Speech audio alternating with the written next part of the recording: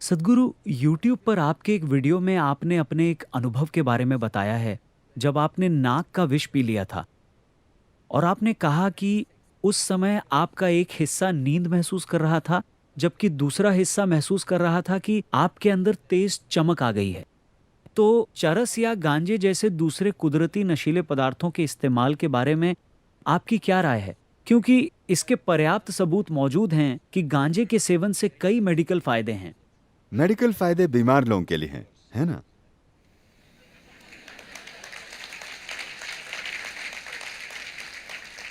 जब लोग बीमार होते हैं तब हम मेडिकल फायदों की बात करते हैं, ना कि तब जब वे स्वस्थ होते हैं, है ना? तो आ, मुझे खुशी है कि आपने थोड़ी रिसर्च की है उस नाक के विष वाली चीज पर। हम रोजाना नाक का विष नहीं पीते। कई बार हम रोजाना पारे का सेवन करते हैं, मगर वो नशे के लिए नहीं है। ना ही हमें नशे के लिए नाक के विष की जरूरत होती है। मेरी आंखों में देखिए, ये हमेशा नशे में चूर होती हैं।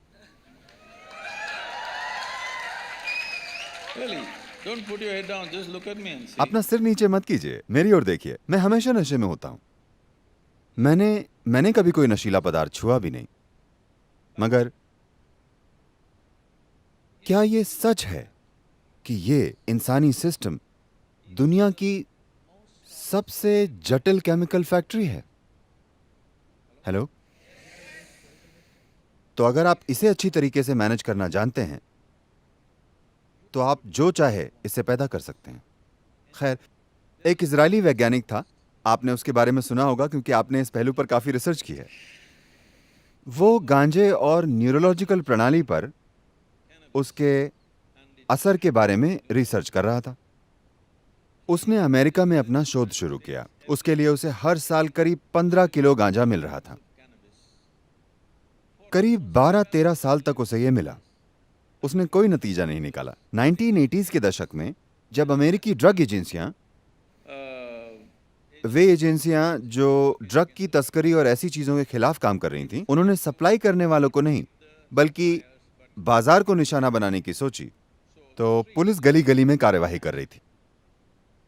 उस समय पुलिस और एजेंसियों ने कहा, इस आदमी को हर साल 13 किलो गांजा मिल रहा है, हर साल।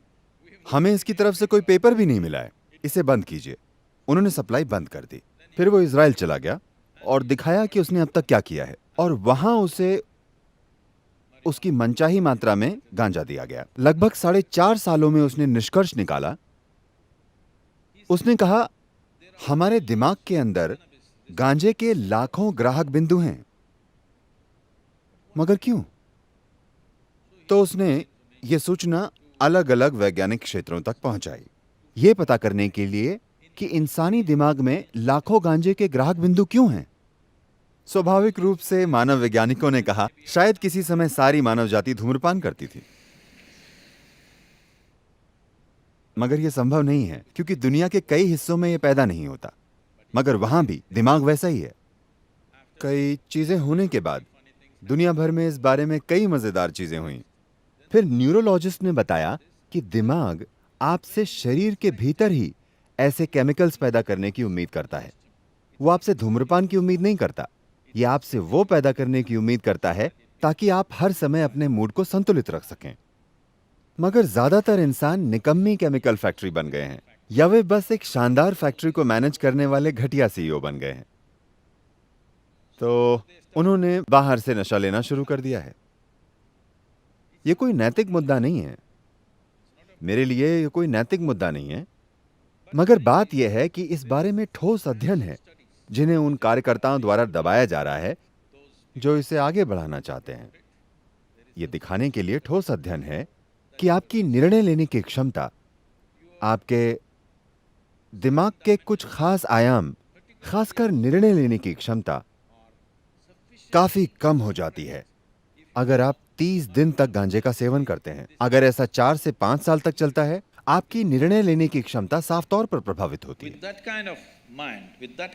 इस तरह के दिमाग के साथ अगर आप अदालत जाते हैं और मैं अपना जीवन आपके हाथों में सौंपता हूं, तो मैं नहीं चाहूंगा कि गांजा पीने वाला वकील मुझे मिले। मैं नहीं चाहूंगा कि गांजा पीने वाला सर्जन मेरा ऑपरेशन करे। अगर वो बस गली के कोने में गांजा पी रहा है और किसी को कुछ नहीं कर रहा है तो वो उसकी समस्या है, मगर मैं निश्चित रूप से नहीं चाहूंगा कि मेरा सर्जन गांजे का सेवन करके मेरी सर्जरी करे। हाँ या नहीं, क्या आप चाहते हैं?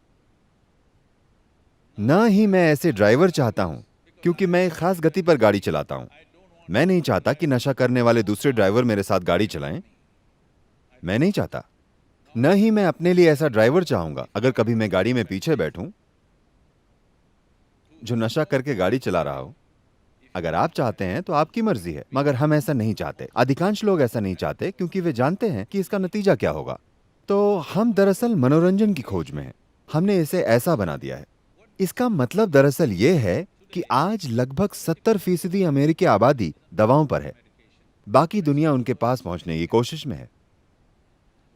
हाँ, बाकी दुनिया उनके पास पहुंचने की कोशिश कर रही है। लोग कम उम्र से ही दवाइयां लेना शुरू कर रहे हैं। बाकी 30% निश्चित रूप से उन चीजों का इस्तेमाल कर रहे हैं जिनकी आप बात कर रहे हैं। सिर्फ गांजा ही क्यों लें, हम थोड़ी कोकेन क्यों ना ले लें, क्योंकि वो ज्यादा जबरदस्त होती है।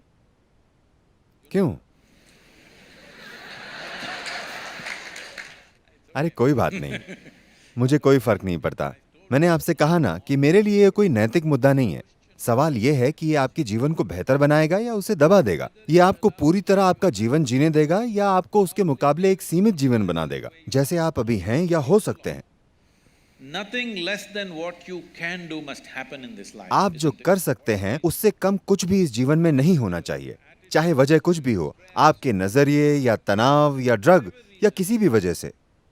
आप जितना हो सकते हैं उससे कमतर इंसान आपको नहीं होना चाहिए। आपको जीवन अधिकतम ऊंचाई पर ले जाना चाहिए, क्योंकि इस जीवन में सब कुछ बस यही है कि आपके जीवन का अनुभव कितना तीव्र और गहरा है। बस यही महत्वपूर्ण है। And half the time, if you're dazed out, और अगर आधे समय आप होश में नहीं रहेंगे तो इस संभावना को आप खो देंगे। आप बस यहीं बैठकर नशे में चूर हो सकते हैं। no. Really? वाकई, सिर्फ मैं ऐसा नहीं हूं, मैं कई लोगों के साथ ऐसा करता हूं। हजारों लोग सिर्फ यहां बैठकर परमानंद में होते हैं। मैं रोज सुबह आपको लाखों लोग दिखा सकता हूं जो अपनी आंखें बंद करते हैं तो उनकी आंखों में परमानंद के आंसू बहते हैं। Dripping. क्योंकि एक तरीका है इस शरीर को सक्रिय करने का, क्योंकि इस धरती पर इससे जटिल केमिस्ट्री नहीं है। हाँ या नहीं, क्या आप मुझसे सहमत हैं? जब सब कुछ यही है तो इसका इस्तेमाल करना सीखना सबसे अच्छा है। अगर हम अपने जीवन की शुरुआत में थोड़ा समय खुद पर लगाएं तो बहुत ही आसानी से आप वहां पहुंच सकते हैं।